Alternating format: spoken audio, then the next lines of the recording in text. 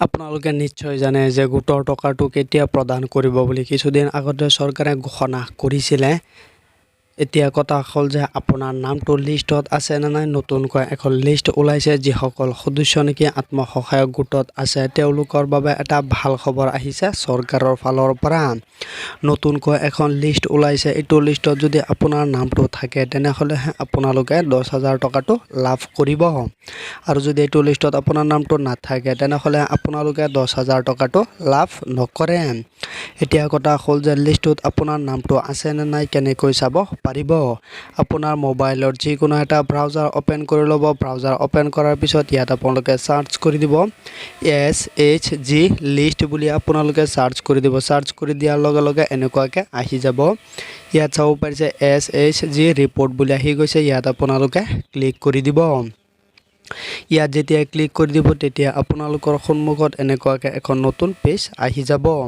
তো ইয়াৰ পৰা আপোনালোকে ইয়াত চাব পাৰিছে আছাম বুলি দিয়া আছে। ইয়াত আপোনালোকে আছামত ক্লিক কৰি দিব। আছামত যেতিয়া ক্লিক কৰি দিব আৰু এখন নতুন পেজ আহি যাব। নতুন পেজটো অহাৰ লগে লগে এনেকুৱাকৈ আহি যাব।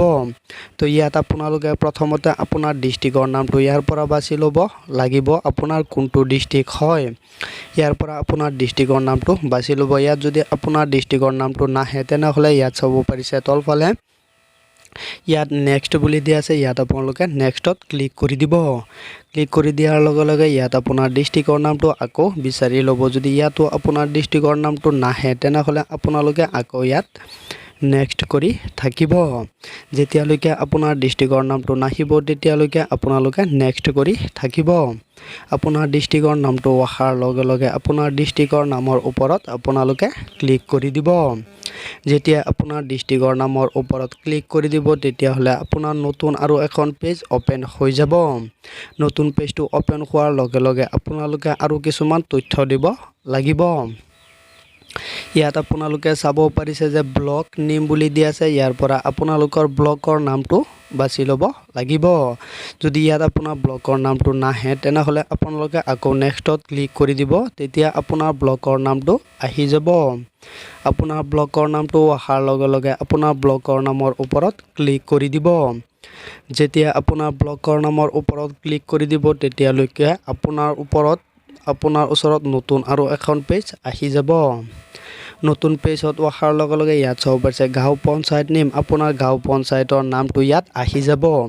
ইয়াৰ পৰা আপোনাৰ গাঁও পঞ্চায়তৰ নামটো বিচাৰি ল'ব। ইয়াত যদি আপোনাৰ গাঁও পঞ্চায়তৰ নামটো নাহে তেনেহ'লে আপোনালোকে ইয়াত আকৌ নেক্সটত ক্লিক কৰি দিব। তেতিয়া আপোনাৰ গাঁও পঞ্চায়তৰ নামটো আহি যাব। তো ইয়াৰ পৰা আপোনালোকৰ গাঁও পঞ্চায়তৰ নামৰ ওপৰত ক্লিক কৰি দিব। যেতিয়া আপোনাৰ গাঁও পঞ্চায়তৰ নামৰ ওপৰত ক্লিক কৰি দিব ক্লিক কৰি দিয়াৰ লগে লগে এনেকুৱাকৈ আৰু এখন পেজ আহি যাব। ইয়াত আপোনাৰ ভিলেজ নেম আপোনাৰ গাঁৱৰ নামটো আহি যাব। ইয়াৰ পৰা আপোনালোকে গাঁৱৰ নামটো বাছি আপোনাৰ গাঁৱৰ নামৰ ওপৰত ক্লিক কৰি দিব লাগিব। যেতিয়া গাঁৱৰ নামৰ ওপৰত ক্লিক কৰি দিব ক্লিক কৰি দিয়াৰ লগে লগে এনেকুৱাকৈ এখন পেজ আহি যাব। ইয়াত চাব পাৰিছে গ্ৰুপ নেম আপোনাৰ গোটৰ নামটো ইয়াত আহি যাব। ইয়াৰ পৰা আপোনাৰ কোনটো গোটৰ নাম হয় ইয়াৰ পৰা আপোনালোকে বিচাৰি ল'ব লাগিব। যদি ইয়াত আপোনাৰ গোটৰ নামটো নাহে আপোনালোকে ইয়াত নেক্সটত ক্লিক কৰি দিব। নেক্সটত ক্লিক কৰি দিয়াৰ লগে লগে আকৌ ইয়াত আপোনালোকে বিচাৰি ল'ব আপোনাৰ গোটৰ নামটো আহিছে নে নাই। যদি ইয়াতো নাহে তেনেহ'লে আপোনালোকে আকৌ নেক্সট কৰি থাকিব। যেতিয়ালৈকে আপোনাৰ গোটৰ নামটো নাহিব তেতিয়ালৈকে আপোনালোকে নেক্সট কৰি থাকিব লাগিব। আপোনাৰ গোটৰ নামটো অহাৰ লগে লগে আপোনাৰ গোটৰ নামৰ ওপৰত ক্লিক কৰি দিব। যেতিয়াই ক্লিক কৰি দিব তেতিয়া আপোনালোকৰ সন্মুখত এনেকুৱাকৈ আহি যাব। তো ইয়াত চাব পাৰিছে যে গোটৰ নামবোৰ আহি গৈছে। ইয়াত আপোনালোকৰ মেম্বাৰ কোডটো আহি যাব। ইয়াত আপোনাৰ নিজৰ নামটো আহি যাব। ইয়াৰ ফাদাৰ হাজবেণ্ডৰ নামটো আহি যাব। ইয়াত জেণ্ডাৰ আহি যাব। ইয়াত ৰিলিজিয়ন আহি যাব। সকলোবোৰ এনেকুৱাকৈ আহি যাব। এনেকুৱাকৈ আপোনালোকে চেক কৰিব পাৰিব যে আপোনাৰ নামটো আছে নে নাই।